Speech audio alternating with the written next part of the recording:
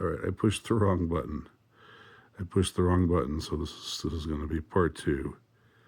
But there's a picture of General Terrence J. O'Shaughnessy. This is the man who almost became our supreme leader. I think the term that they use in the article is the combatant commander. He is. This is from my own piece that I wrote about this. He was the head of North. He occupied O'Shaughnessy at the time in April or in March of 2020. Occupied the top spot at the United States Northern Command, U.S. Northcom. He has since retired and apparently consults for Elon Musk, and now apparently consults for Elon Musk at SpaceX.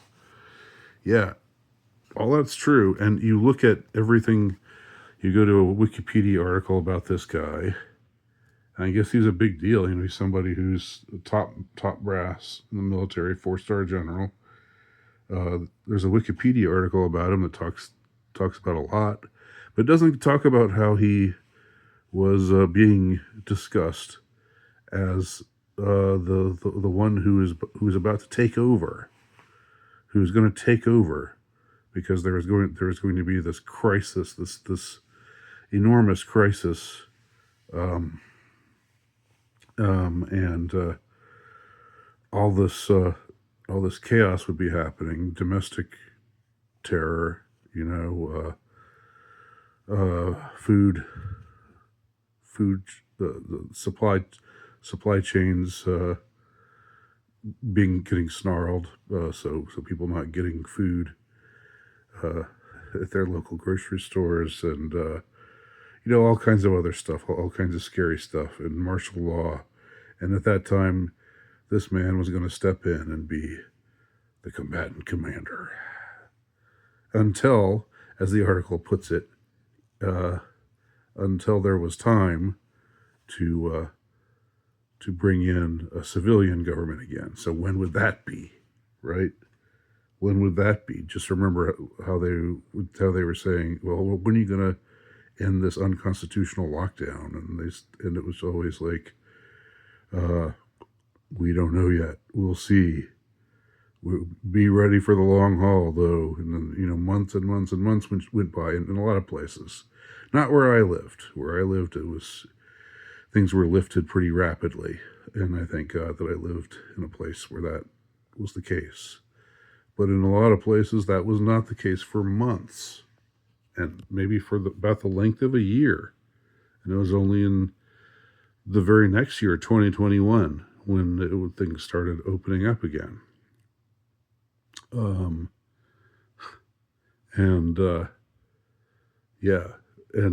then of course they were on some new crusade, some new mandate to try to get us to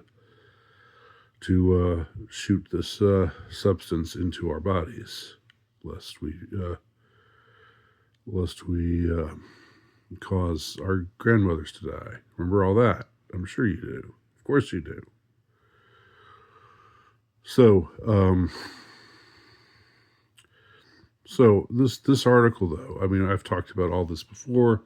I have a published work about the 2020 scamdemic, which you can look up if you're interested. It's on my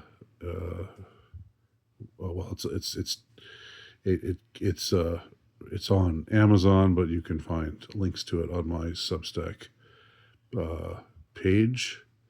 But all this stuff, this is something that hasn't been talked about, and I think it should be. I think the fact that 5.5 years ago we were almost under a military takeover with this man who none of us know. Most of us don't even know who this guy is.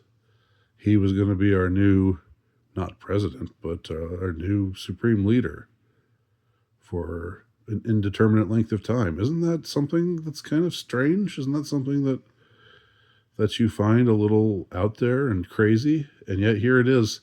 This is not InfoWars. as I say in my article, this is not InfoWars. This is not something that could be pointed to as being quote unquote misinformation by all the ninnies who, all the fact checking ninnies. And I don't believe in their intellectual honesty anyway. But my point is, you can't really say that about this article that's published in Newsweek. It'd be like saying that about an article published in Washington Post or New York Times or on CNN. You can't really, if you're one of the fag checkers who likes just complain about all the conspiracy theorists and their so-called misinformation. Well, this isn't that. This isn't.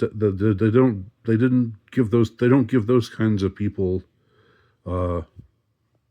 oxygen. They don't give those people space to write in an outlet like Newsweek magazine. So this definitely happened.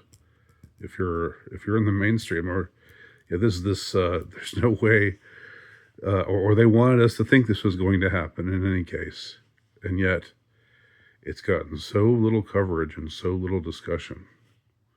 Why? That's what I want to know.